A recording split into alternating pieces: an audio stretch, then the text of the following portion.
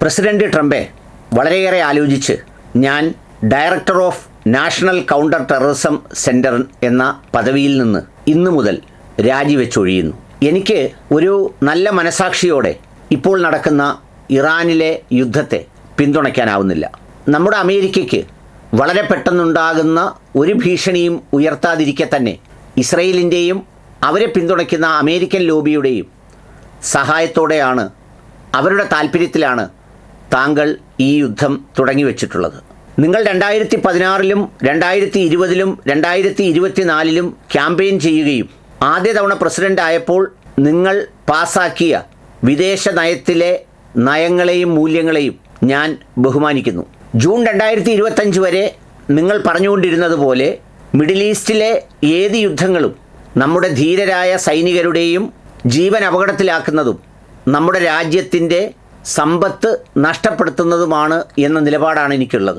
നിങ്ങളുടെ ആദ്യ തവണത്തെ ഭരണകാലഘട്ടത്തിൽ നിങ്ങൾ എപ്പോഴും പറഞ്ഞിരുന്നത്, എങ്ങനെയാണ് ഒരു ആധുനിക പ്രസിഡന്റ് നീണ്ട യുദ്ധങ്ങളില്ലാതെ, അത്തരം മിലിറ്ററി ശക്തി ഉപയോഗിക്കാതെ, ഒരിക്കലും അവസാനിക്കാത്ത യുദ്ധങ്ങൾ നടത്താതെ രാജ്യത്തെ നയിക്കേണ്ടത് എങ്ങനെയാണെന്നാണ് നിങ്ങൾ ആദ്യ തവണ പറഞ്ഞിരുന്നത്. നിങ്ങൾ അന്നത് കാണിച്ചത് ഖാസിം സുലൈമാനിയെ മാത്രം വധിച്ചും ISISനെ മാത്രം ലക്ഷ്യമാക്കി അതിനെ തോൽപ്പിച്ചുമൊക്കെ ആയിരുന്നു. ഇത് ജോസഫ് കെൻ്റ് എന്ന് പറയുന്ന ഒരു അമേരിക്കൻ കൗണ്ടർ ടെററിസം സെൻറ്ററിൻ്റെ ഡയറക്ടറുടെ രാജിക്കത്താണ്. അദ്ദേഹം ഡൊണാൾഡ് ട്രംപിനോട് ഈ യുദ്ധത്തിൻ്റെ അനീതിയെക്കുറിച്ചും അധാർമികതയെക്കുറിച്ചും പറയുകയാണ്. തൻ്റെ മനസാക്ഷി അതിനനുവദിക്കാത്തതുകൊണ്ട് താൻ രാജിവെക്കുകയാണെന്നാണ് പറയുന്നത്. ഈ കത്തിൻ്റെ പൂർണ്ണ രൂപം നിങ്ങൾക്ക് വെബ്സൈറ്റുകളിലും ഡോക്യുമെൻസിലുമൊക്കെ സെർച്ച് ചെയ്താൽ കിട്ടുന്നതാണ്.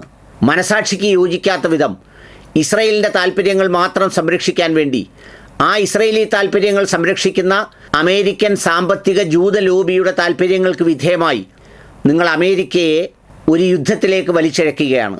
ഒരുപാട് സൈനികർ കൊല്ലപ്പെടുകയും സാമ്പത്തിക സ്ഥിതി അസ്ഥിരപ്പെടുത്തുകയും ഒരു മേഖലയെ ആകെ തകർക്കുകയും ചെയ്യുന്ന ഈ യുദ്ധം നീതീകരിക്കാനാവുന്നതല്ലെന്നും മനസാക്ഷിക്ക് യോഗ്യമല്ലെന്നും ആദ്യ തവണയൊക്കെ വന്നപ്പോൾ നിങ്ങൾ പറഞ്ഞിരുന്ന മൂല്യങ്ങൾക്ക് തന്നെ എതിരാണിതെന്നും പറഞ്ഞിട്ടാണ് അദ്ദേഹം രാജിവെച്ച് ഒഴിയുന്നത്.